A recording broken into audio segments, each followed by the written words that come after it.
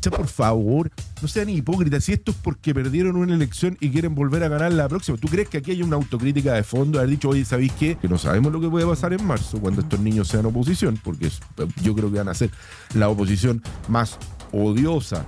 La oposición, porque, perdónenme, toda esta reflexión en el Partido Socialista, cuando tengan que votar una ley que no les guste, van a hacer... Una acusación constitucional. El loco es el que ha perdido, no es el que ha perdido la razón, sino que el que ha perdido todo, absolutamente todo, valores morales, menos la razón.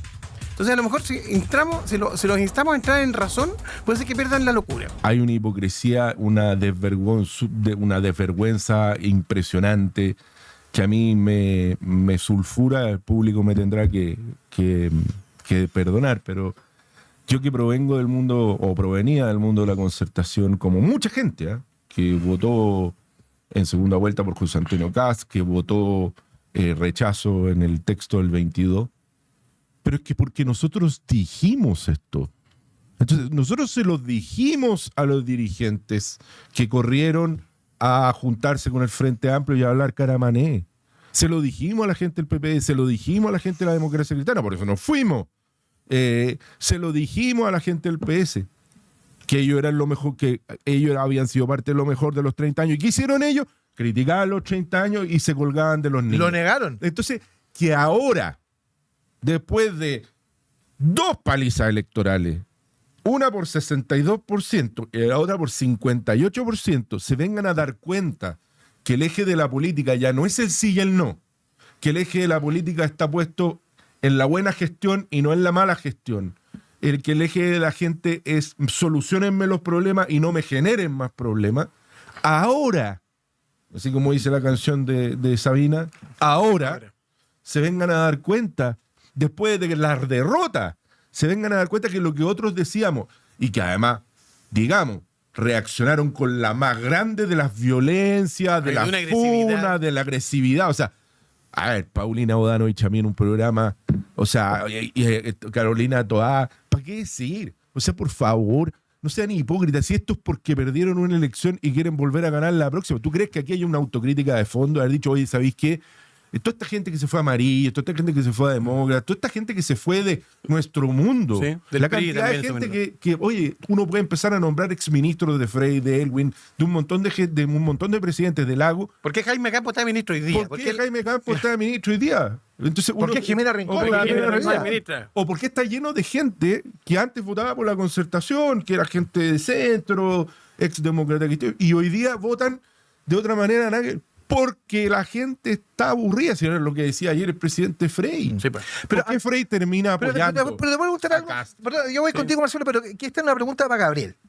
Porque el otro día... perdonen que me sulfure. No, está bien, pero me encanta que te sulfures por esto. Porque los conozco. Sí, porque hay una cuestión que es más compleja todavía. Insisto, en este afán de busquémosle un relato a la izquierda. No, y uno era el vendido, Entonces, ¿dónde está hoy día la herencia histórica de los 30 años? Porque pasado mañana, el socialismo democrático, la democracia cristiana, no sé, el PPD, se van a juntar, así ya, nosotros tenemos que volver a hacer como la concertación. Pero mañana me vaya a venir a decir eso. Y yo te voy a decir, mañana voy a estar votando por el Frente Amplio. ¿Sabéis qué? Cuando tuviste que salir a defender lo que hiciste durante 30 años, que fue sacar a este país del 40% de pobreza, lo llevaste al 8%, sí, y sentiste vergüenza de hacer eso. Mientras había algunos que defendían esos 30 años con las uñas, que éramos re poco, exactamente, estos nos sacaban también la cresta. Entonces tú decís, ni siquiera fueron capaces de defender eso. ¿Dónde está la herencia de los 80 años? Yo creo que la herencia de los 80 años está detrás del 62% de José Antonio Kast. Del 58. Del 58 y el 62 del 22. Claro, pero finalmente es un delta de 4% que puede haberlo sacado Franco Parisi en el norte, no sé, uno podría hacer un análisis, creo que alguien lo hizo. Esa herencia de los 30 años está ahí, porque la herencia de los 30 años, ¿saben lo que es la herencia de los 30 años? Es la herencia de la República en forma chilena, que venía de más antiguo. Lo que hacen los 30 años no es un resultado solo de lo que hizo la concertación en materia de buenas políticas públicas. Fue también tener una oposición que era capaz de sentarse, de poder conversar, y de poder... O sea, yo siempre creo que los 30 años son más que los 30 años. El primer gobierno de Bachelet Y es el primer gobierno del presidente Piñera también. Sí, claro. Y hay algo, yo, todavía muy incipiente, creo yo, porque siempre se pintó a este José Antonio Kast extremo, ultraderechista, pero hay algo en el tono del presidente electo que pareciera querer volver al Make Chile Fome Again. O sea, hacer de este país ese país que crecimos nosotros, donde éramos felices pero no lo sabíamos. Un país que funcionaba, un país donde las políticas públicas se aplicaban bien, donde la gente cumplía las normas. Entonces, hay algo en ese discurso que Peña definió en el Mercurio cuando se fue de Boca en una reunión privada que habían tenido los académicos de la Academia de Ciencias Sociales con el presidente electo. Hay algo de ese etos conservador, liberal, que tuvo esta república en los mejores momentos. Sí. Y yo creo que eso está como empezando a volver, la gente lo siente. Y la gente quiere Que volver a eso. había que defender eso de la locura. Nosotros hemos vivido desde el 2019 hasta hoy, yo espero, porque no sabemos lo que puede pasar en marzo cuando estos niños sean oposición, porque yo creo que van a ser la oposición más odiosa, la oposición, porque, perdónenme, toda esta reflexión en Partido Socialista, cuando tengan que votar una ley que no les guste, van a hacer... O una acusación constitucional. Solo Claro. voy a citar un caso. Lo que dijo Mara Cedini, hicieron un escándalo y una polémica artificial y artificiosa y falsa. O sea, a ver, perdónenme, ¿alguien se preocupó de cuánto antes llamó el presidente Boric a otro organismo autónomo del Estado como el Banco Central para invitar al presidente del Banco Central, Mario Marcel, a ser su ministro de Hacienda? Yo no escuché nunca si el telefonazo había sido 2 días antes, 3 días antes, 4 días antes. Pero es evidente. Es que esto es... Además, no hay ninguna norma que te lo impida. Si tú puedes llamar a quien quiera. Además, yo revisé, fíjate, con atención qué causas llevaba como fiscal regional en Arica Trinidad Steiner. No hay ninguna causa que tenga que sea de índole política. Solo habría un conflicto de interés si Trinidad Steiner hubiese tenido que resolver algo que tenía que ver con el presidente electo o hubiese estado relacionado con el presidente electo. Llamar a alguien, por favor, ¿cómo invito a los ministros a ser parte? ¿Cómo te llamo a ti para venir a este programa? Te tengo que llamar por teléfono y saber, ¿no? ¿Cuánto tiempo antes lo llamé? De verdad, es inconducente. Y ahí yo quiero destacar lo que dijo esta semana Luis Cordero Vega. A quien encuentro un ministro más serio, este gobierno le ha tocado difícil, le ha tocado estar en puestos apagando por un incendio y siendo el adulto responsable, digamos. Y el vocero de todo. Hay una vocera, porque digamos. no es La vocera, vocera no entonces existe. es un triple ministro de cualquier ya de todo. Luis Cordero Vega, cuando estaban con la minutita del cuanto antes, lanzada por Manucheri y sacando además de contexto una frase, además inventando que esto era el traspié de la vocera. Oye, todos podemos decir, oye, lo llamó antes ya, ok.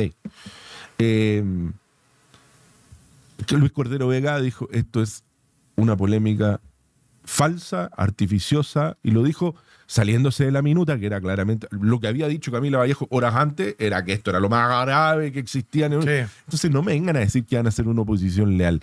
Van a ser desleales y se van a comportar igual como se han comportado desde el año 2019. Yo agregaría 2 cosas. Todo se nos ha olvidado, pero cómo Solange Huerta pasó de la Fiscalía al Sename sin escalas, digamos. Perdona, y Solange Huerta había sido la fiscal que había investigado el caso Tsunami. Así es. O sea, Claro, era cualquier fiscal. Un detalle. Pero A diferencia de Trinidad Steiner, que nunca resolvió nada que tuviera que ver con... No, pero el tema de Solange Huerta había pasado coladito, digamos, durante estos días y como uno tiene la mala costumbre de tener buena memoria, me acordé el otro día de eso. Claro. Yo creo que hay varias cosas en eso. Primero, comparto totalmente tu diagnóstico. Yo agregaría otra cosa. Como se viene el verano, hoy día es 30 de enero, hace calor. No sé por qué ando con chaqueta, la verdad. Yo me pregunto lo mismo, pero que es manga de idiotas, digamos. Que me disculpe. Además, perdón, soy chaquetita hermana. Somos como gemelos. Somos como gemelos. Bueno, sí. la cosa está en que es una buena época para recomendarle libros a la gente de izquierda. Porque lo necesitan. Uno... en el desvarío, dice. Claro, el desvarío puede ser... Mira, es que C.S. Lewis decía de que... perdón, Chesterton decía de que el loco es el que ha perdido... No es el que ha perdido la razón, sino que el que ha perdido todo, absolutamente todo, valores morales, menos la razón. Entonces, a lo mejor si los instamos a entrar en razón, puede ser que pierdan la locura. Libro número 1, La masa enfurecida, de Douglas Murray. Douglas Murray, lo lamento, son libros de gente más cercana a la derecha. Pero Murray es una persona que, entre otras características, es homosexual y habla respecto del desvarío que significa la agenda vinculada al tema de las políticas de identidad. Que es gran parte de lo que ha sido el discurso predominante de una parte de la izquierda desde la caída del muro de Berlín, y que por supuesto en Chile, digamos, nos tenía con el caramanés, digamos, a flor de piel. Exacto, si no hablaba de como Guru Guru hace 4 años, te miraban con una cara de perro. Todos nos burlábamos de cuando en 31 minutos hacían el punto del todas, y nos reíamos, pero en algún minuto eso que nos reíamos terminó siendo cierto. Casi lenguaje oficial. Y segundo, una segunda recomendación para los amigos de izquierda, no les va a gustar nada, Francis Fukuyama, El liberalismo y sus desencantados, que también habla en algunos de sus capítulos precisamente del tema de la crisis identitaria de la izquierda. Y parte del diagnóstico tiene que ver con que la izquierda, después de la caída del muro de Berlín, se le acabó la lógica marxista de lucha de clase. Claro. Porque abandonó al obrero. Y por lo tanto, claro. Y más que obrero, hoy día está trabajando con el teléfono. Claro, hoy día, básicamente, digamos, es difícil encontrar, digamos. El obrero de máquina. El obrero de máquina. Además, cada vez más desplazado por las propias máquinas y probablemente en un mundo en el que la inteligencia artificial va a reemplazar gran parte de nuestras jornadas, probablemente el problema se les acrecienta. Entonces, la lógica de la lucha de clases se fue modificada por esta cosa, digamos, de los identitarismos, que es una cosa tremenda para la izquierda. Ese fue el discurso con el que Aaron. Yo también les recomiendo 2 libros. Fíjate que no tan de gente de derecha, sino más bien gente históricamente más del mundo liberal. El rugido de nuestro tiempo, de Carlos Granés, un gran escritor y analista colombiano, que habla exactamente lo mismo, de los identitarismos, de la locura que se produjo. Y Deseo y Destino, de David Riffe, que es un gran intelectual norteamericano, hijo de la escritora Susan Sontag, que también hace un análisis también de este mundo, de la corrección política, de la funa. Se lo recomiendo. Y les recomiendo también una novela a la gente izquierda, estos que además visitan Cuba como no para hacer turismo, sino que para ir a ver al tercer dictador. Les recomiendo de Leonardo Padura, un tremendo escritor y novelista cubano. Les recomiendo El señor que amaba a los perros. Se me ha hablado mucho es un libro que va en tres capítulos sucesivos, en el fondo, en tres momentos, que es la historia de Ramón Mercader, el español que mata a Trotsky, enviado por Stalin. Y además, el que escribe el libro, el narrador del libro, escribe desde la Cuba de finales de los 70, principios de los 80. Y ahí tú puedes ver en 3 tiempos, la Guerra Civil Española, en la Unión Soviética y en Cuba al mismo tiempo, lo que significa el comunismo en todo su esplendor y extensión. Sí, bueno, este programa se ha convertido en un verdadero taller literario, así que me parece fantástico. Para mí es tremendo porque cuando Gabriel recomienda el libro, el idiota los va a comprar. Yo estoy endeudado ya. Yo que estoy terminado. Yo que estoy terminando. Sí, lo peor es que después me manda las fotos. Sí, idiota. Empecé a leerme la historia oculta de la transición. Que voy a empezar a inventar libros para que vaya a buscar.